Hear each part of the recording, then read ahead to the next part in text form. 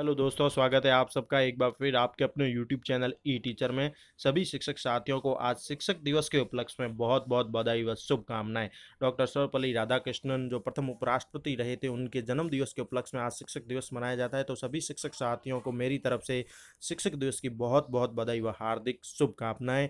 आप अपने जीवन पर लगातार आगे बढ़ते रहें, इसी कामना के साथ एक बार फिर शिक्षक दिवस की बहुत बहुत बधाई। इसके साथ ही दोस्तों, आज हम बात करेंगे राजस्थान सरकार द्वारा जारी किए गए नवीन आदेश, नवीन जो अपडेट्स हैं शिक्षा विभाग को लेकर और अन्य जो महत्वपूर्ण अपडेट है कर्मचारियों से रिलेटेड, वो मैं बात करूंगा इस वीडियो में। चलिए शुरू करते हैं। तो चलते हैं सबसे पहले वेतन कटौती के बाद गहलोत सरकार ने जो निर्णय लिया है कर्मचारियों के लिए, वो एक और बड़ी बात वो ये कि अब सरकारी कर्मचारियों को जो है पीएल के एवज में जो पेड लीव मिलती है उसके भुगतान पर भी रोक लगा दी गई है। कोरोना संकट के कारण राजस्थान सरकार के राजस्व में भारी कमी के कारण अब राजस्थान सरकार ने गैर जरूरी खर्चों में बड़ी कटौती का फैसला किया है। राजस्थान सरकार ने मितव्ययिता के संबंध में सर्कुलर जारी करके तत्काल प्रभाव से गैर जरूरी सरकारी खर्चों में कमी कर दी है।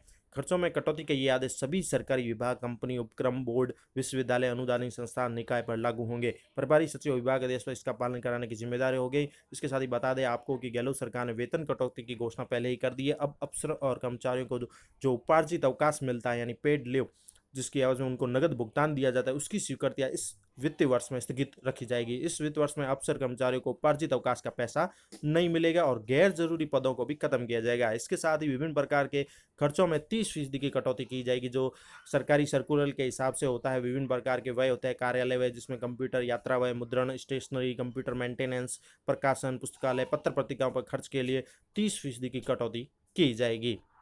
इसके साथ ही राजकीय बोझ है, उपहार आदि पर जो खरीद वगैरह है उन पर प्रतिबंध रहेगा।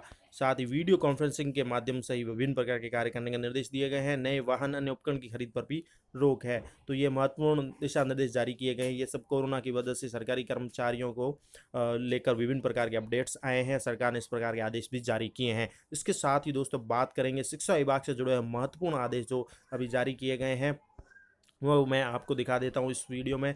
वो ये है कि अब उच्च प्राथमिक स्कूल को लेकर जो स्पष्टीकरण आदेश है कि उच्च प्राथमिक स्कूल में एक ही तृतीय भाषा का अध्ययन मान्य है।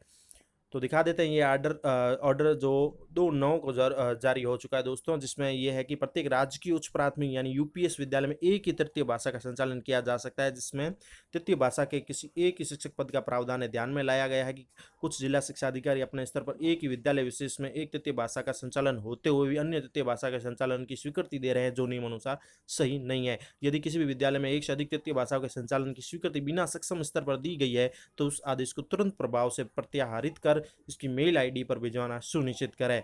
तो ये महत्वपूर्ण बात है तृतीय भाषा को लेकर कि यूपीएस यानी उच्च प्राथमिक स्कूल में एक ही तृतीय भाषा का अध्ययन मान्य है। इसके साथ ही शिक्षा विभाग का एक महत्वपूर्ण आदेश जो जारी हो रखा है वो है सीसीएल लीव को लेकर। दोस्तों सीसीएल लीव के बारे में ये है कि जो शिक्षा विभाग ने अभी ऑर्डर जाकर मार्गदर्शन मांगा, उसके ऊपर स्पष्टीकरण आदेश जारी किया गया है। एक महिला कर्मचारी को विधि मान्य संतान की देखभाल हेतु चाइल्ड केयर लीव स्वीकृत की जाती है, लेकिन अगर उसे सैरोगेसी से उत्पन्न संतान को समुचित विधिक प्रावधानों के अभाव में मान्यता प्राप्त नहीं हुई है, तो सैरोगेसी से प्राप्त संतान की देखभाल हेतु चाइल्ड केयर लीव स्वीकृत नहीं किया जा सकता है। ये महत्वपूर्ण बात है महिला कर्मचारियों के लिए। अगर सैरोगेसी से उत्पन्न होती है संतान, तो उसकी देखभाल के लिए चाइल्ड केयर लीव स्वीकृत नहीं किया जा सकता। इसको लेकर जो है बीकानेर के वित्तीय सलाहकार द्वारा इस प्रकार का आदेश 3/9/2020 यानी 3 सितंबर को जारी कर दिया गया है। तो ये महत्वपूर्ण जानकारियाँ थी सभी शिक्षक साथियों के लिए।